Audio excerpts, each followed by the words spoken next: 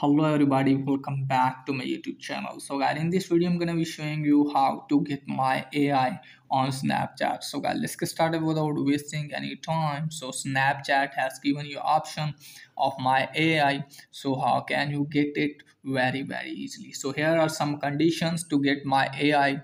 So first of all guys, make sure that you have subscribed Snapchat plus, and a second thing is that you belongs from USA. So if you belongs from USA and you have subscribed Snapchat plus, then you can easily get my AI on Snapchat. So guys, so if you don't belongs from USA and you don't have subscription of Snapchat plus guys, then what you need to do is just simply you have to open App Store and there you have to download VPN. So I have already downloaded. So its name is Hotspot Shield. So you have to download this one and just simply have to connect with it, and you have to select your country to USA. So after selecting that, go back from here and open Snapchat.